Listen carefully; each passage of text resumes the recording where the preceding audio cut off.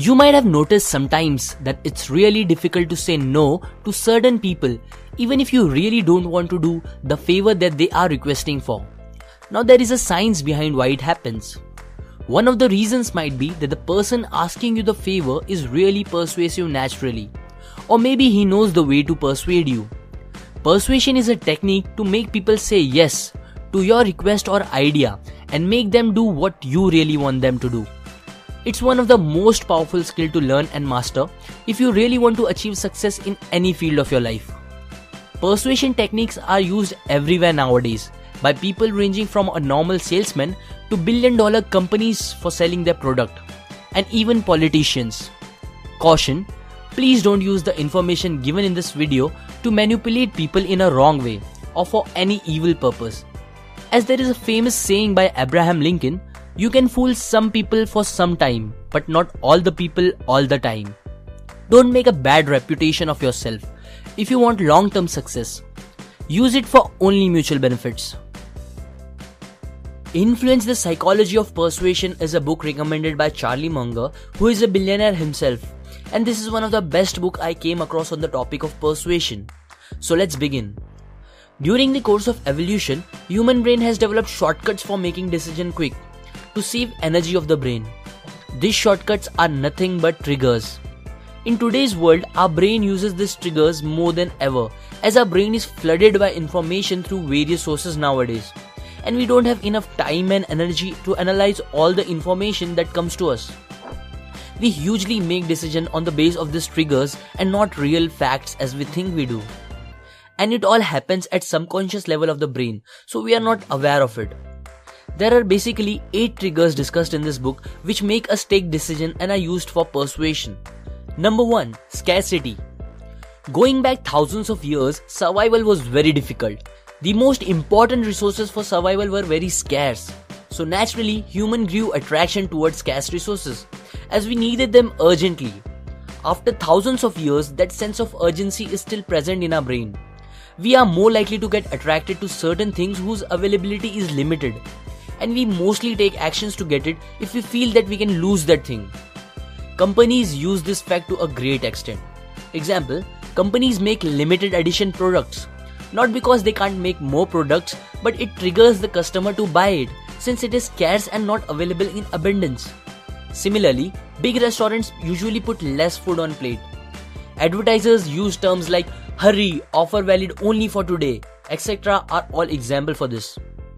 This concept can be used in all aspects of life. Considering love life, dating gurus give important advice to people that they should not be always available for their crush, mainly during the initial period to build attraction and avoid the curse of getting friend-zoned. Number 2. Reciprocity. It's a really powerful mechanism of brain. Humans have a deep internal need to settle things with each other to make things fair. So if you do a favor to someone, then they will return it with a favor. But if you do something bad, you can get much worse in return. Example, if you get a gift by someone on your birthday, then you are more likely to give that person a gift on their birthday. Now giving a business example. There is a multi-million-dollar organization, Hare Krishna, which makes a lot of money through donations. One way of getting donation is that at the airport they approach people and pin a flower to their clothes. Even if you say you don't want, they insist you to take it as a gift. And after you accept that gift, they immediately ask that if you would like to donate some money for their organization. Now it becomes really hard for the person to say no, as we have that urge to settle things with each other, and mostly people donate due to this fact. Number 3. Concession. Example for concession from the book explains it clearly. Once when the author was at airport, a boy came to him and asked him to buy a ticket for an event. But as the author was not interested, so he refused. After the denial, that boy asked him to buy a chocolate instead, which costed just $1. The author took that chocolate without any hesitation. But after the boy left, he realized something strange. As why did he bought that chocolate when he not really liked chocolate that much in the first place? This concludes the concept of concession. That is, when someone asks you for a large request, and after you deny, counters it with a smaller request, we are more likely to accept that smaller request. Number 4. Commitment and consistency. People also have a desire to appear consistent in their behavior, and they also appreciate consistency in others. If you make someone commit to something small initially, then you will be more likely to make them commit to bigger actions later on. Using these facts, persuasion is possible. Example, an experiment where a group of people were given a cancer awareness button and requested them to wear it for a week. It was a harmless request, so most of them agreed. Sometime later, these same people were requested to give a donation to help fight cancer. Not surprisingly, this group of people not even just donated, but with an amount much more than that of the other groups. Why?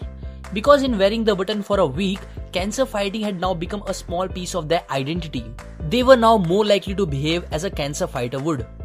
Similarly, a charity gets people to sign a petition, not so much to influence others, but to increase their commitment to the cause. I will tell you another example where toy companies use this principle. What happens is that a toy gets heavily advertised. Children get excited by it and then approach their parents about buying it for the Christmas. After some consideration, parents agree and make the commitment to buy it. When they go to the store, they discover that the toy is out of stock. So they check out other stores and then discover that it is simply not available anywhere. Note that this is done purposely by companies and stores.